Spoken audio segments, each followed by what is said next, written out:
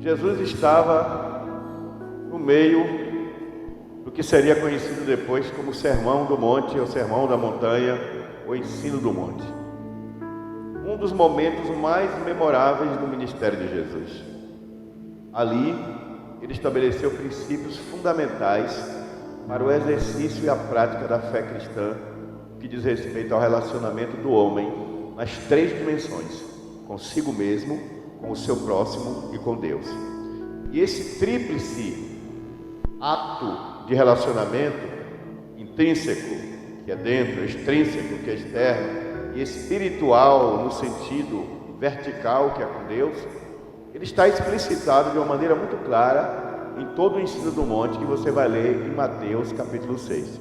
O mesmo assunto que Lucas trata no capítulo 11, Mateus também trata, lembrando que são evangelhos sinópticos. Evangelhos sinópticos são os evangelhos considerados paralelos pelas fontes em que eles beberam. É o caso do evangelho de Marcos, Lucas e Mateus. Já o evangelho de João é um evangelho à parte, porque ele fala muito mais da experiência do que da narrativa. Mas, nesse texto, Jesus é abordado por um dos seus discípulos. É curioso que a Bíblia não diz que discípulo foi, mas esse discípulo nos fez um grande favor, porque ele aborda Jesus expressando uma necessidade. Ele quer aprender a orar. Observem que ele não disse que ele não sabia orar. Ele quer aprender a orar no padrão de Jesus, porque orar qualquer um ora, gente. Até uma pessoa que não tem fé, ela pode abrir a boca e fazer uma oração bonita. Afinal, orar é pronunciar palavras. Mas este discípulo, ele tinha dentro dele uma consciência de que Jesus orava de um modo diferente. E ele queria experimentar isso na sua vida. Então ele pede ao mestre: ensina-nos a orar. E Jesus então olha para ele e então passou a ensiná-los. E ele diz: quando orardes, dizei, Pai, parar aqui nesse primeiro ponto, a identificação daquele a quem dirigimos a oração. Pai. Pai no sentido de criador, Pai no sentido de Senhor da vida, Pai no sentido de mentor das nossas almas, Pai no sentido daquele que tem todo o poder e todo o domínio de todas as coisas. Essa relação com o Pai é algo tão forte e profundo que Jesus Cristo vai dizer que do dia da volta dele, somente o Pai que está no céu o sabe. Alguns pensam que são três deuses. Não é. É um só Deus que se manifesta de três formas. Em essência, ele é Espírito, mas enquanto Criador e mantenedor, ele é Pai. Mas ele se tornou o Filho do homem, a palavra que se fez carne, para nos trazer a salvação. É simples de entender quando você olha com os olhos da fé. Jesus não diz assim, diga assim, Jesus. Ele diz, diga Pai. Porque eu entendo ao dizer Pai, eu tenho uma filiação com Ele. João capítulo 1, versículo 12 diz que nós não éramos filhos. É duro isso. Muita gente se ofende com essa palavra. Mas o capítulo de João 1, versículo 11 e 12, nos esclarece duas coisas fundamentais para entender quem é o Pai e qual é a relação que nós temos com Ele. Primeiro, a Bíblia diz que Ele veio, Jesus, para o que era seu, e os seus não o receberam. O versículo 11 mostra que Ele veio para os judeus, mas os judeus o rejeitaram, mataram Ele. Embora que alguns judeus se converteram, mas a maioria rejeitou. Mas a todos que o receberam, deu-lhes o poder que eles não tinham, de serem feitos filhos de Deus. Aqui está falando da paternidade espiritual do Deus Criador sobre as nossas vidas. Então, do ponto de vista da criação, por parte de Adão, nós somos propriedade de Deus. Todos somos filhos de Deus, no sentido de criação, de origem, porque a raça humana vem de Deus. Foi Ele que criou o primeiro homem, a primeira mulher. No entanto, no sentido de salvação espiritual eterna, só aqueles que receberam a Jesus como Senhor e Salvador das suas vidas. Posso ouvir um amém? Compreendendo isso, a palavra que é traduzida aqui como pai é Abba. E é curioso que Abba é a palavra que era dita pelas crianças. É como se a gente dissesse papá, papá. A criança que está aprendendo a falar. E eu ficava assim pensando, por que no original foi essa palavra que Jesus usou? Talvez porque Jesus quer lembrar a nós aquilo que ele foi dizer depois aos seus discípulos. Aquele que não se fizer como uma criança, não entrará no reino dos céus. E como é a relação da criança com seu pai? É uma relação de confiança. A criança confia no seu pai. Se o pai disser pule, ele pula, porque é o pai. Até mais ou menos os 10, 11 anos, o pai é o herói da criança. Por isso, quando um pai decepciona um filho, é marcante, é traumático.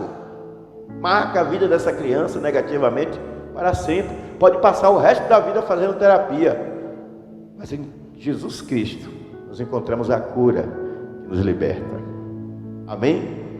Então, quando eu digo Abba, Pai, eu estou fazendo uma redundância, porque eu estou dizendo que Abba é o nome que é traduzido como Pai. Ele é o meu paizinho. Uma vez a gente estava num culto e um irmão orando começou a dizer papai, oh papai, e alguém o censurou, coisa ridícula, chamando Deus de papai. Eu disse, Jesus também chamou assim. Jesus se referiu ao Pai assim. Jesus chamava o Pai de tu. Tu é um pronome que hoje é vulgarizado, mas naquele tempo, o que é traduzido em português como tu, era um pronome de intimidade, que só se podia usar com alguém com quem você tinha muita proximidade. Eu não podia chamar de tu. Eu lembro quando eu era pequeno, que eu usava tu, meu pai me repreendia. Meu pai dizia, tu não, que eu não sou seu parceiro. Parceiro é uma variação de parceiro. Quer dizer, me respeite, que tu não é para usar comigo. Olha como os antigos carregavam isso. Quando Jesus vai orar no capítulo 17 do Evangelho de João, a oração sacerdotal em que ele intercede pela raça humana, ele fala, tu, ó Pai. Ele começa a exercitar uma intimidade proposital com este Abba. A criança não tem medo de chegar ao pai e falar o que ela pensa. A criança não tem filtro. A criança chega diante do pai e diz o que ele quer. E quando ele não consegue o que quer, ele começa a chorar. Duas coisas podem acontecer quando a criança chora querendo alguma coisa. A primeira é o pai que tem a obrigação de agir como adulto, não se deixar manipular pela criança, entender que tem que com firmeza, porém com doçura, não precisa ser grosseiro, dizer não. Eu quero chocolate. Não, você vai almoçar agora. Eu quero chocolate. Eu já disse que você agora vai almoçar. Depois você come chocolate. Saber dizer não é demonstração de amor de pai. E na oração muitas vezes o pai vai dizer não. Você quer muito aquilo. Você entende que precisa daquilo que você está pedindo. Mas o pai vai dizer não. E o pai sempre sabe o que é melhor para o filho, porque ele é mais velho. Mas tem vezes que o pai vai perceber que não tem nada demais atender aquele pedido do filho. É uma coisa que não vai fazer mal ao filho, não vai comprometer a educação do filho, a formação do caráter do filho. Então ele vai e diz, tá bom, eu vou te dar isso, eu vou fazer isso. E o menino vem todo feliz e agarra nas pernas do pai. Às vezes olha para cima, vê aquele gigante, porque é assim que a criança nos vê, e diz, obrigado papai. E o pai, com aquele simples obrigado, que ainda fala errado, o pai se derrete todo. Porque o pai se sente naquele momento conectado com o seu filho. Há alguns momentos na vida em que a gente percebe a necessidade do filho. E é importante que aqui quem é pai de primeira viagem entenda isso. Algumas vezes você vai ver a necessidade do seu filho de ser ajudado por você em alguma coisa, mas você não vai oferecer ajuda. Você vai esperar que ele te peça. Porque o seu filho não pode crescer no mundo sendo um arrogante, um presunçoso, achando que as pessoas estão no mundo para servi-lo. Esse é um dos segredos da oração. O pai já conhece as nossas necessidades, mas o pai quer que as apresentemos em humildade, para cada vez que apresentamos ao Pai a nossa necessidade, sermos lembrados por nós mesmos que não somos independentes e nem autossuficientes. Precisamos dele, porque dele, por ele e para ele são todas as coisas. Glória, pois, a ele eternamente. Amém. Tudo isso na figura do Pai. A palavra El Shaddai. El Shaddai, uma tradução livre, poderia dizer aquele em cujas tetas eu me amamento. Porque a palavra que é traduzida por pai poderia ser também mãe. Porque Deus é neutro, Deus não é um ser humano, Deus não é homem nem é mulher. A compreensão nossa de Deus, ela é muito masculinizada, patriarcal, na compreensão do que nós entendemos hoje. Mas Deus é um ser espiritual. Por isso é que no céu nem se casa, nem se dá em casamento. Então, o amor que uma criança diz, mamãe, papai, esse mesmo amor, numa versão espiritual, Deus espera que tenhamos para Ele em proporção muito maior. Vocês estão entendendo o que eu estou falando? Amém. Então ele diz ao orar, primeiro diga: Pai, santificado seja o teu nome, venha o teu reino. Olha que coisa interessante. Ele faz duas pontuações importantes. Ele fala da santificação do nome do Senhor em nossas vidas. O escritor dos Hebreus vai dizer: segui a paz com todos e a santificação, sem a qual ninguém verá o Senhor. Então, irmãos, santificamos o nome do Senhor com as nossas ações espirituais, com a nossa decisão de romper com o mundo, essa ruptura com o pecado, com o padrão corrompido desse sistema do mundo de hoje, nos aproxima de Deus. Jesus, quando ele chega no capítulo 11 do livro de Mateus, depois de 40 dias e 40 noites de oração no deserto, com fome e com sede, sem comer nem beber, o diabo tenta em três áreas: na alma, que seria suas emoções, no espírito, que seria a sua essência do que ele realmente é, e no corpo, que é a casa onde ele morava, porque o nosso corpo é a casa que habitamos nesse mundo. E os desejos da carne, que a Bíblia fala, os desejos pecaminosos, eles operam nessas duas áreas: nas emoções, nesse lado da nossa psique, do psiquismo, dos sentimentos, e no corpo, nas necessidades fisiológicas, físicas, biológicas. É por isso que o homem cai pelo sexo, cai pela droga, cai por outros vícios, por dependências, pelas paixões. Vocês sabiam que um homem ou uma mulher, quando se apaixona por outra pessoa, desesperadamente, que só pensa naquela pessoa, e acorda pensando na pessoa, e dorme pensando na pessoa, e respira pensando na pessoa, e tudo é com aquela pessoa? Vocês sabiam que isso é doença? Paixão é doença. Porque paixão gera processos bioquímicos no cérebro que gera dependência, que são ativados a partir de quando você pensa naquela pessoa, ou mais ainda, quando está com aquela pessoa. A sua vida passa a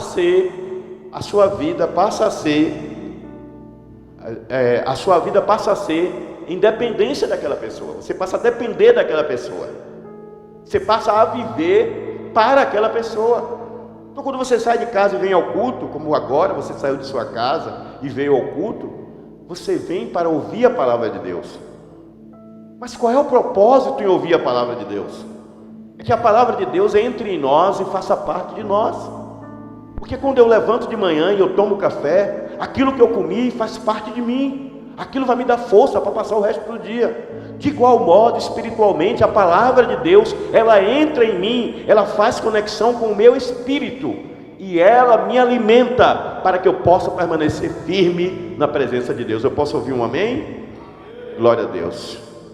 Partindo deste princípio, irmãos, a palavra de Deus nos diz que Jesus resistiu ao diabo pela palavra.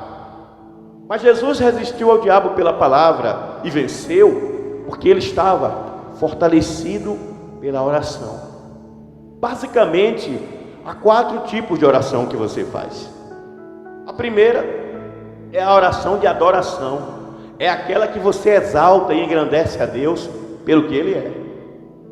A oração de adoração, ela se preocupa em enaltecer o nome do Senhor pela sua essência, pelos seus atributos, pelas suas qualidades, pelas suas virtudes.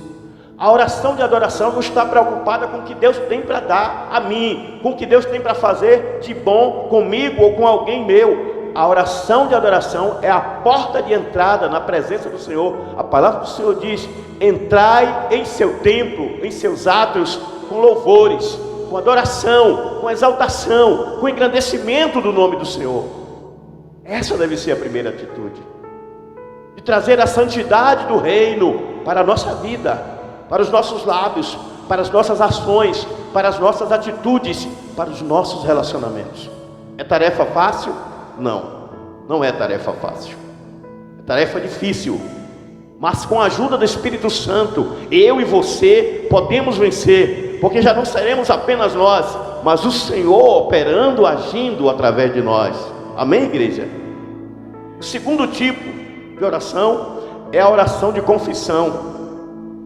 Quando você, por exemplo, lê a primeira carta de João, capítulo 1, versículo 9, onde o apóstolo João, que foi um dos 12 de Jesus, diz: confessai os vossos pecados, porque se confessarmos os nossos pecados, Ele é fiel e justo para nos perdoar e nos purificar de toda injustiça. A oração de confissão é o reconhecimento dos nossos fracassos, das nossas falhas, das nossas fraquezas. É o reconhecimento da nossa imperfeição e é também o reconhecimento da nossa dependência de Deus. É por isso que a palavra do Senhor, através do profeta Abacuque, vai dizer: conheçamos e prossigamos em conhecer ao Senhor.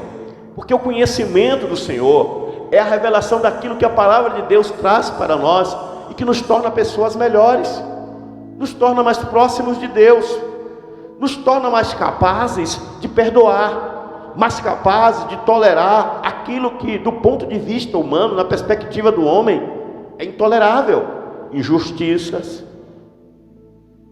inverdades, perseguições, maldades.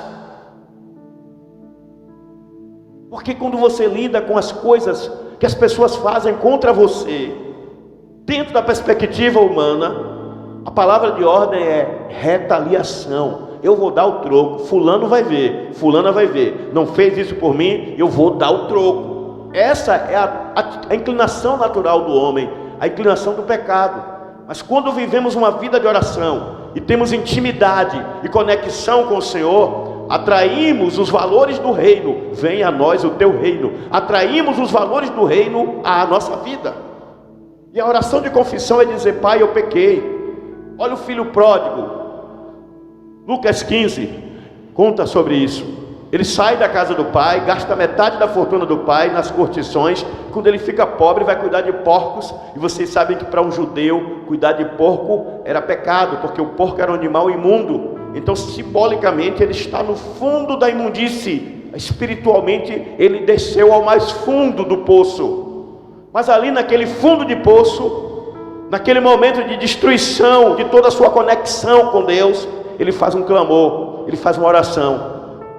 Ele está no fundo do poço, ele está na imundície, mas Deus o escuta, porque Deus está disposto a ouvir a qualquer homem, seja ele evangélico, católico, espírita, sem religião, quando esta oração é sincera e é dirigida a ele. E aquele filho que estava em pecado, ele não deixou de ser ouvido por Deus, porque estava em pecado.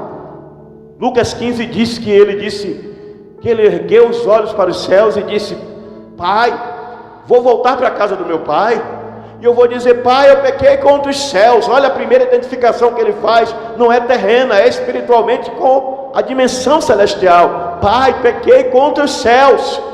E aí depois ele traz para a terrena: e pequei contra ti. Relação vertical com Deus, relação horizontal com o seu próximo. Então todo pecado que você pratica contra o seu próximo, todo ato de injustiça, de rebeldia, de inveja, de ciúme, de perseguição ou qualquer forma de violência, de intolerância, de discriminação e de preconceito, é um ato também contra Deus. E aí quando o filho pródigo volta, ele é surpreendido, porque o pai estava esperando por ele.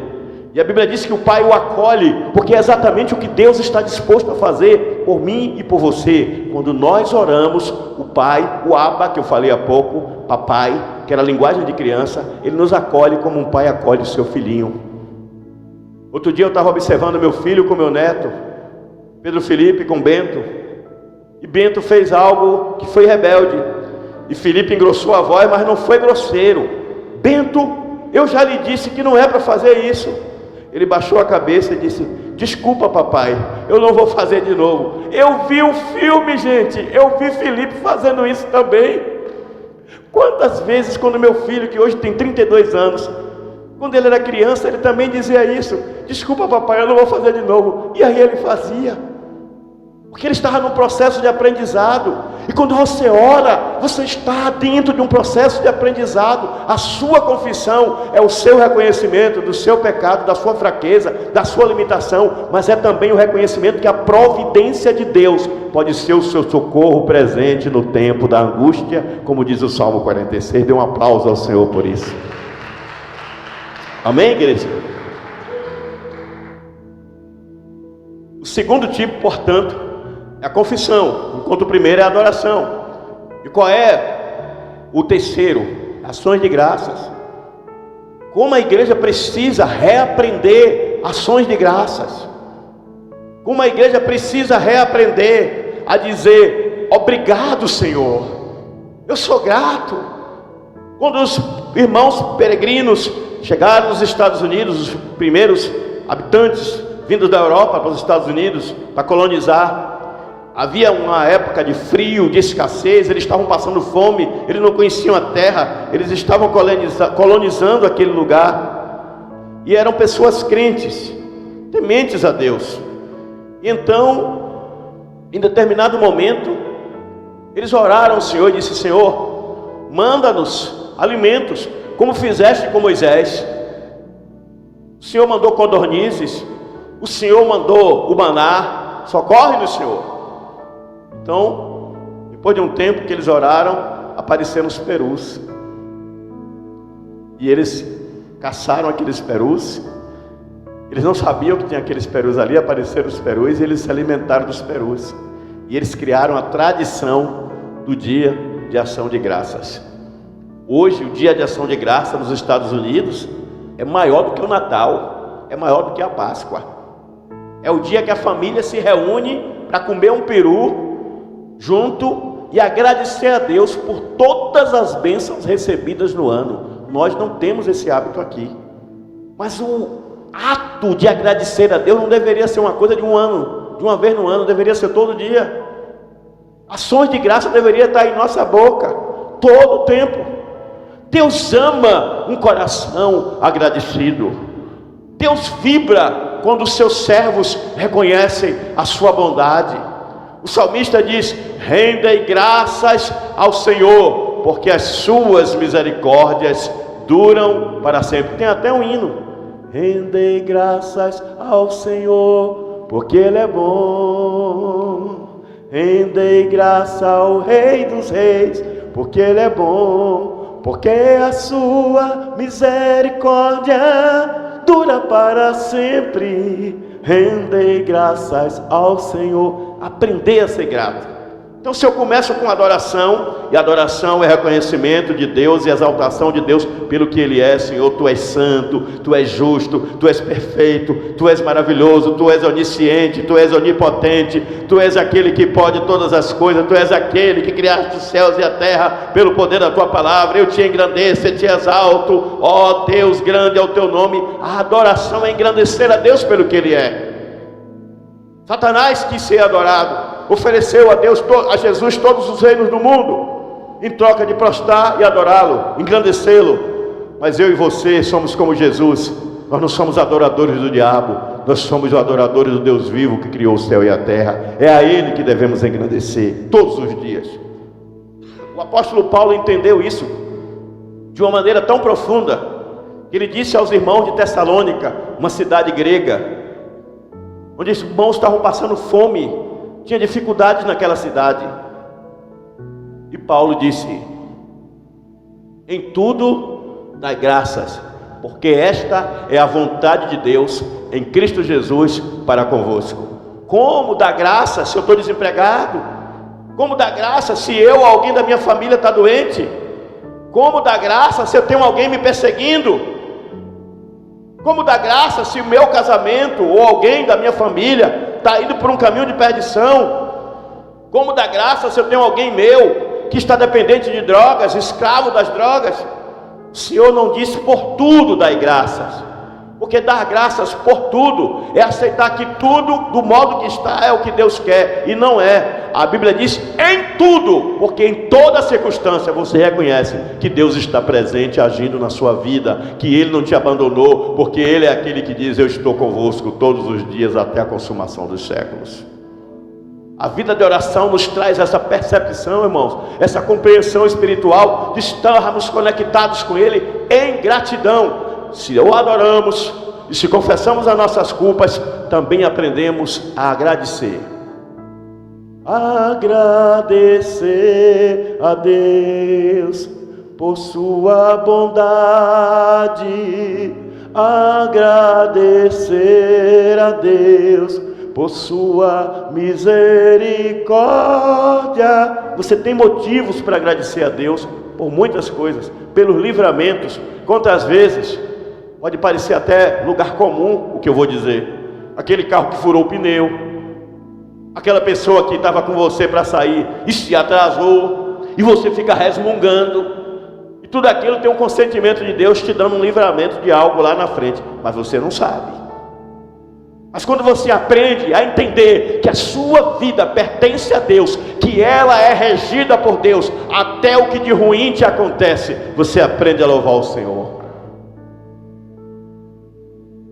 José foi levado para a casa de Potifar, ficou lá como escravo um tempão, depois foi para a cadeia sem ter cometido crime nenhum. Mas José aprendeu a manter firme a sua fé no Deus vivo, e no tempo de Deus ele foi exaltado e colocado como governante do Egito. Deus tem bênçãos para todos que o amam e o servem com fidelidade. Eu posso ouvir um amém?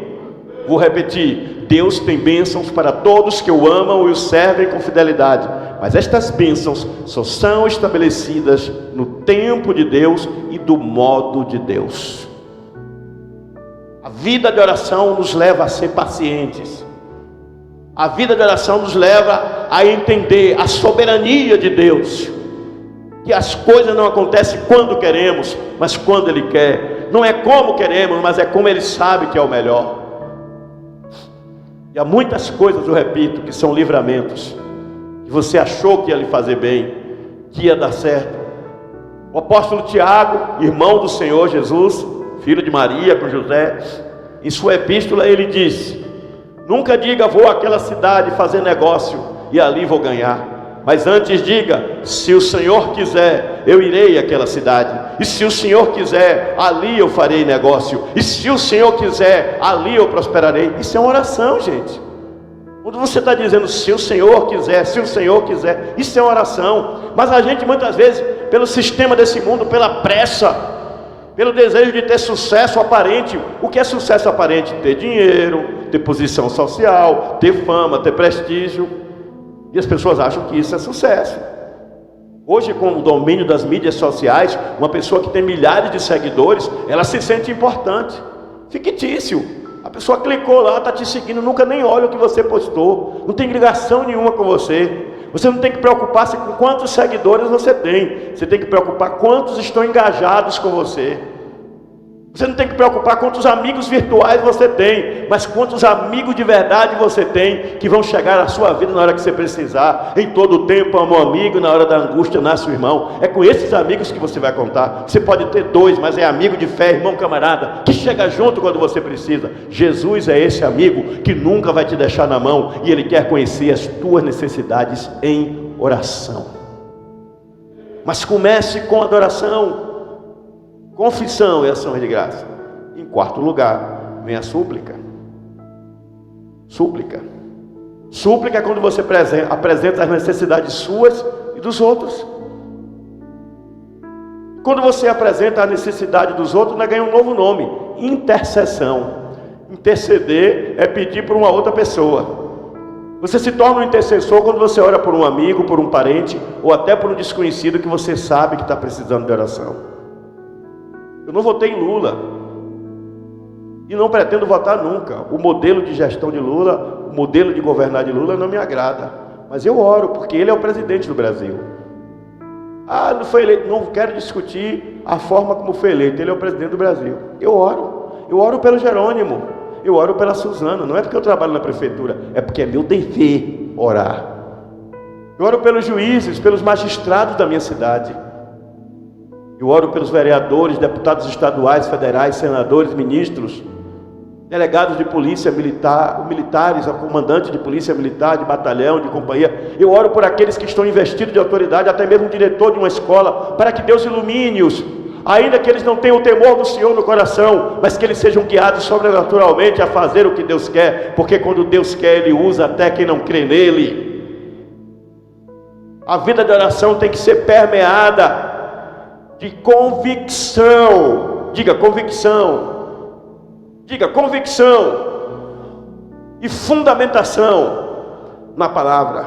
Por quê, pastor? Porque a vida de oração tem que ser regida basicamente por fé. A Bíblia diz que sem fé é impossível agradar a Deus. Diga comigo, sem fé é impossível agradar a Deus. Porque é necessário que aquele que dele se aproxima creia que ele existe e que é recompensador dos que o buscam.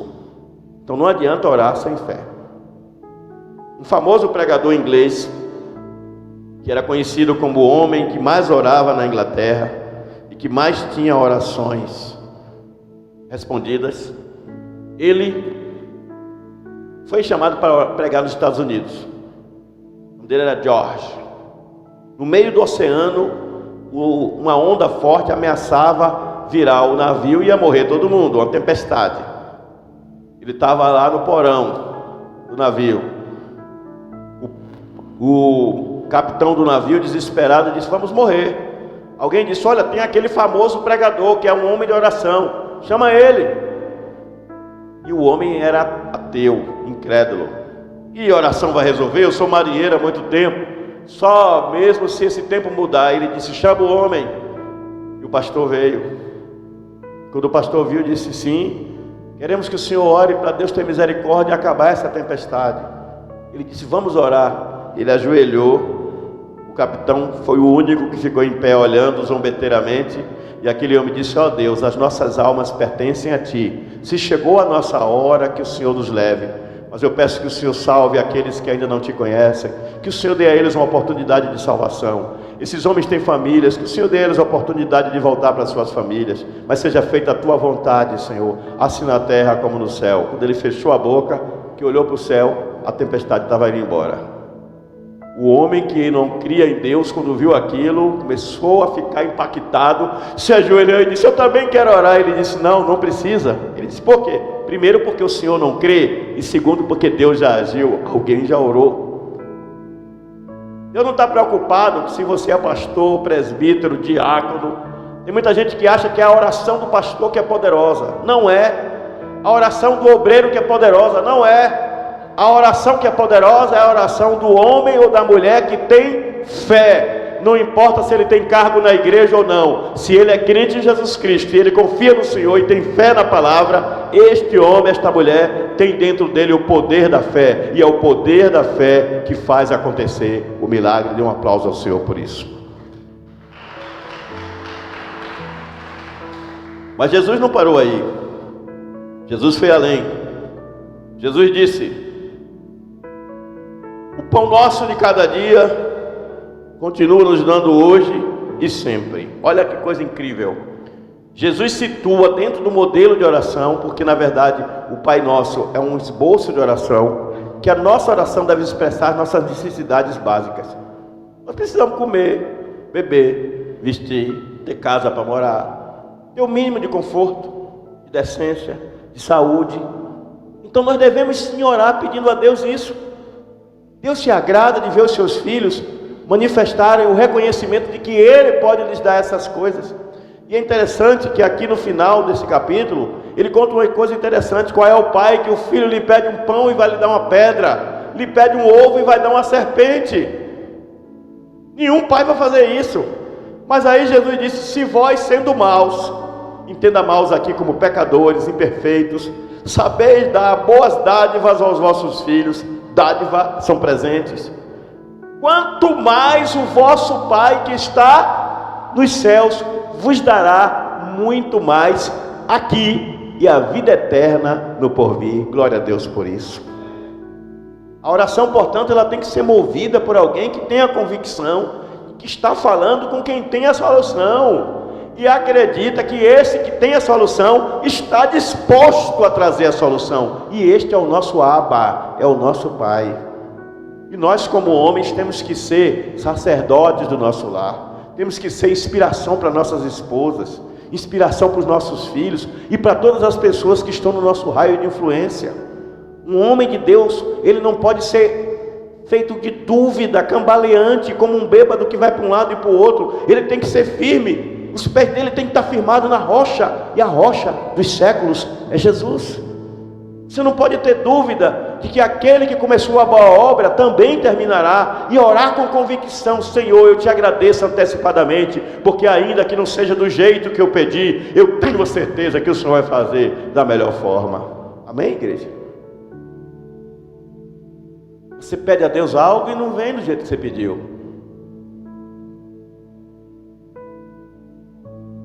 Eu conheço a história de um pastor que orava para a filha casar com um pastor, e apareceu um pastor querendo casar com a filha dele. Ele achou que era a melhor coisa do mundo, porque a filha tinha que casar com o pastor. Era o gosto dele, porque ele queria entregar a igreja para o genro e para a filha, quando ele se aposentasse. Mas aquele homem não chegou a casar com ela. Foi um desastre na vida daquela moça. Não vou entrar nos detalhes do que ele fez com aquela moça, das marcas que ele deixou na vida daquela moça. E ele era um pastor. Aí apareceu um cidadão na igreja, e veio do mundo, beberrão, foi usuário de drogas, era mal visto pela cidade, uma cidade pequena, todo mundo conhecia a história dele. Mas ele foi na igreja, aceitou Jesus, mudou logo a aparência, cortou o cabelo, mudou a aparência dele. Não estou dizendo que ter o cabelo grande é pecado, não é isso, mas na vida dele mudar a aparência era fundamental.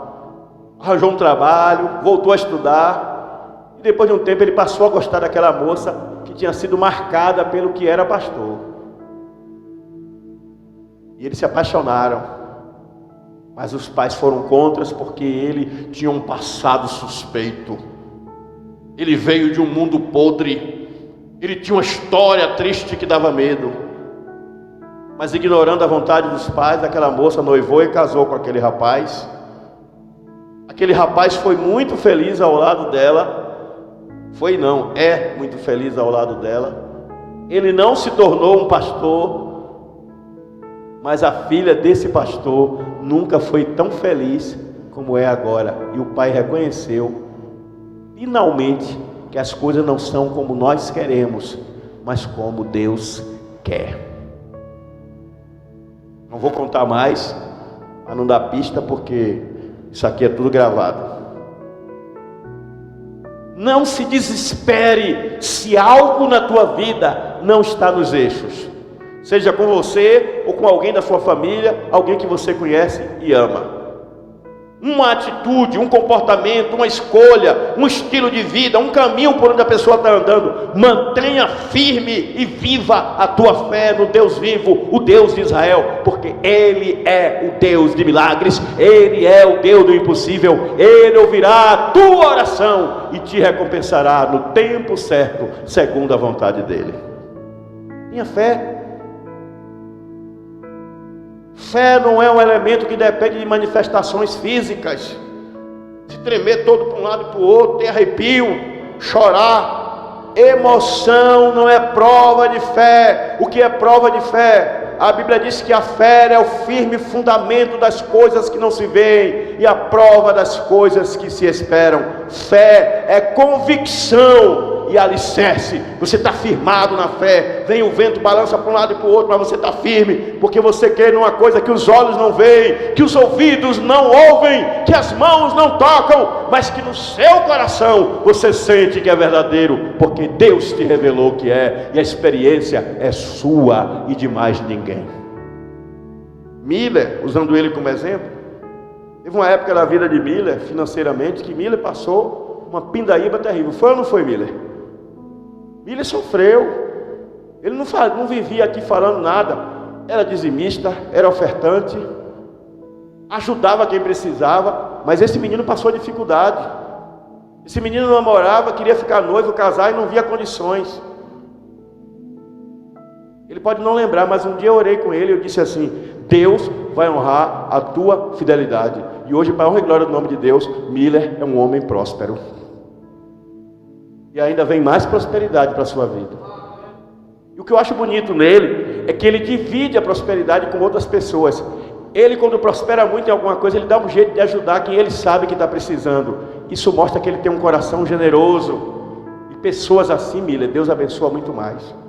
Mas quando focamos no problema, no momento, e só enxergamos a dificuldade, não temos motivo para gratidão, não temos motivos para alegria, não temos motivos para reconhecer a soberania e o agir invisível de Deus. José estava lá, escravo. José estava lá, prisioneiro. Mas Deus estava agindo. Sabe por que Deus honrou José? José do Egito? Pergunta a pessoa do seu lado aí: por que Deus honrou José? Pergunte aí.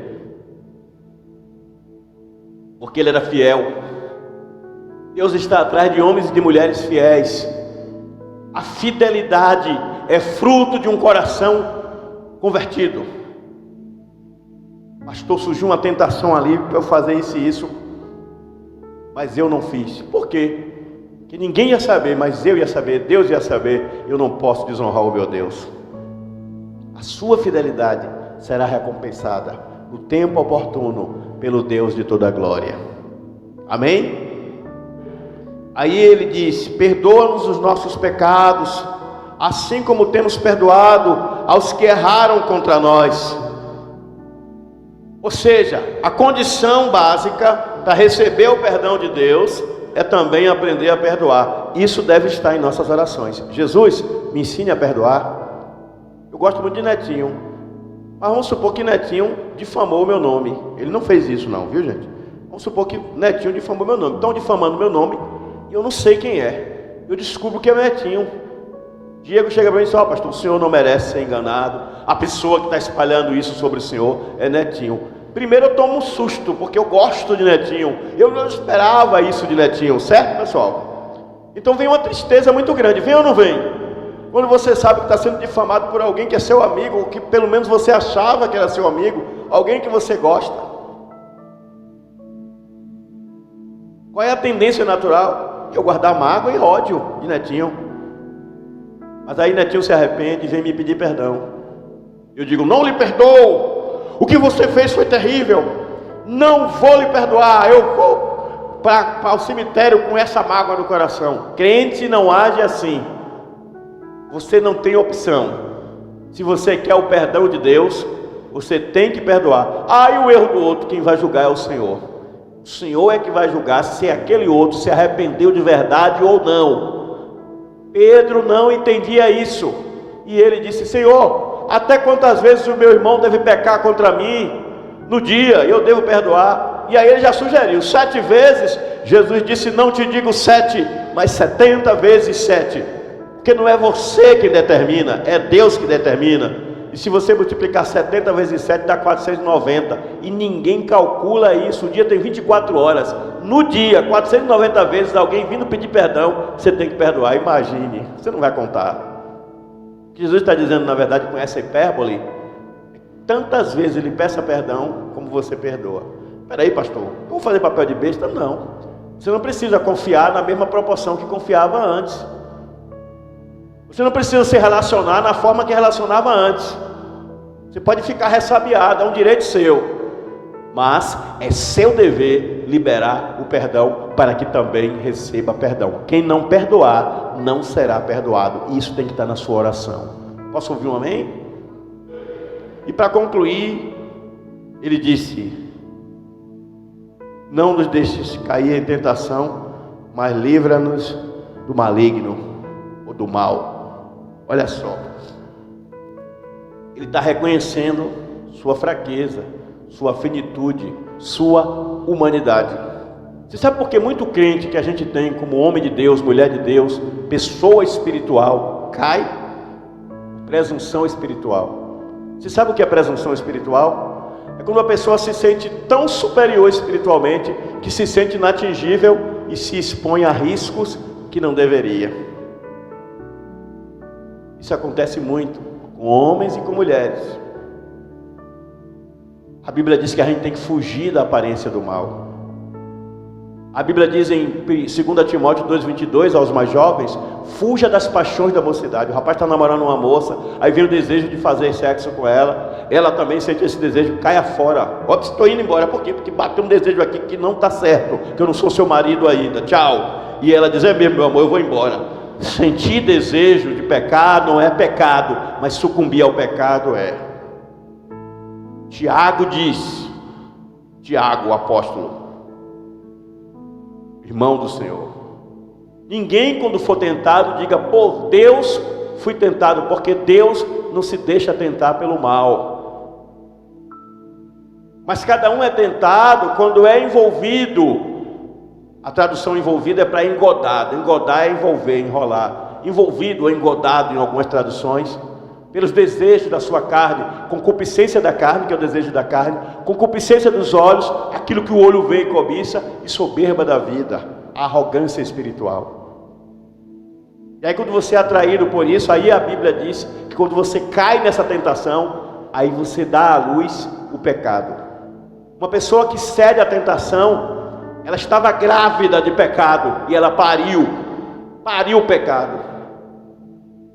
Ah, vocês falam muito de pecado. Pecado é tudo aquilo que vai de encontro à palavra e à vontade de Deus. E Deus não quer que você seja escravo do pecado. Deus quer que você seja um vitorioso na vida espiritual, um vitorioso pela fé.